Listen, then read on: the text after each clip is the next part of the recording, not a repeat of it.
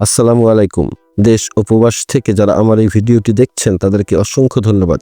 আজকে আমরা জানবো আরসিসি বিল্ডিং এর শাটারিং করার সময় লক্ষণীয় কিছু বিষয়। এটা যারা বাড়ি নির্মাণ করবেন ভাবছেন তারা এই ভিডিওটি দেখলে মোটামুটি একটি ধারণা হবে যে শাটারিং করার সময় কী বিষয় খেয়াল রাখতে হবে। এখানে দেখছেন যে ভীম শাটারিং করা হচ্ছে। তা একটা ছাদে প্রথমে ভীমের শাটারিং করে তারপর ছাদের স্ল্যাব শাটারিং করা হয়। তা এই ভীমের শাটারিং করার সময় আপনি যেটা খেয়াল রাখবেন সেটা হচ্ছে প্রথমে ভীমের তলা লাগানোর আগে ওয়াটার লেভেল করে নিতে হবে। তা সেই লেভেল ঠিক আছে কিনা সেটা দেখবেন। তারপর ভীমের নিচে যে বাঁশগুলো ব্যবহার করা হয় সেই বাঁশগুলো ভালো কিনা, বাঁশগুলো লোড নিতে পারবে কিনা, সেজন্য আপনি বাঁশগুলো চেক করে দেখবেন। কোনো পচা নষ্ট পুরাতন বাঁশ ভীমে না ব্যবহার করাই ভালো।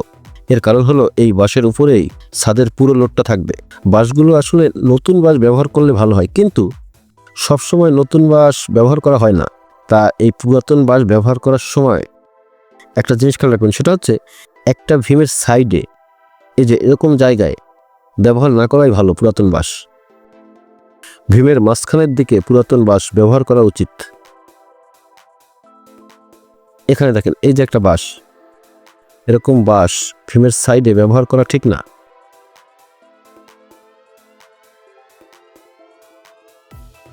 সেন্টারিংয়ের এই বাঁশ একটা, দুইটা বা তিনটা ছাদে ব্যবহার করার পর কিছু বাঁশের সাইজ ছোট হয়ে যায়। তা এই ছোট বাঁশগুলো ভীমের তলায় লাগানোর সময় বাঁশের নিচে ইট দিতে হয়।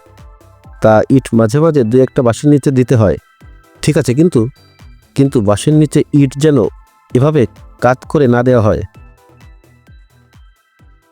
ইট অবশ্যই চ্যাপ্টা করে দিতে হবে, এই যে এভাবে, সেটা আপনি খেয়াল রাখবেন। আর এখানে আরেকটি বিষয়, সেটা হচ্ছে এখানে দেখেন এখানে একটি ভীমের সাইড পাট্টা বানিয়ে রাখা হয়েছে। তা এটাকে মিস্ত্রিদের ভাষায় পাট্টা বলা হয়। তা এগুলো আবার ভীমের তলা হিসেবে ব্যবহার করা হয়।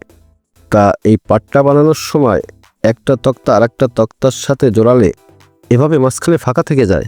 তা এই ফাঁকা জায়গায় প্লেন শিট দিয়ে আটকে দিলে ভালো হয়, তাহলে আর ঢালাইয়ের সময় ঢালাইয়ের মশলার পানি বের হতে পারে না।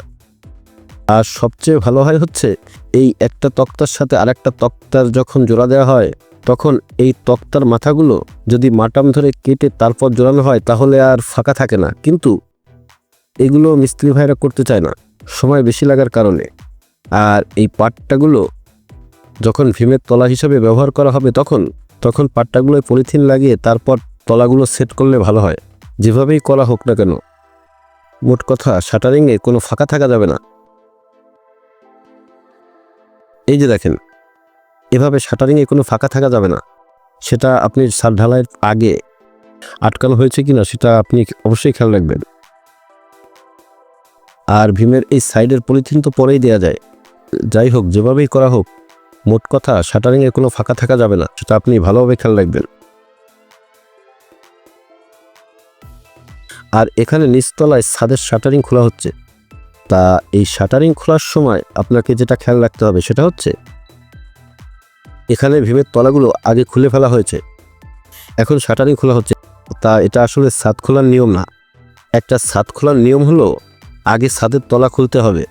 এখানে অবশ্যই আগে খোলার কারণ হলো কাজটা যেন তাড়াতাড়ি করা যায়। মানে ছাদের উপর শাটারিং করা হচ্ছে, এ দেখেন ছাদের উপর শাটারিং করা হচ্ছে, মানে নিচের শাটার খুলে উপরে ছাদে ব্যবহার করা হচ্ছে।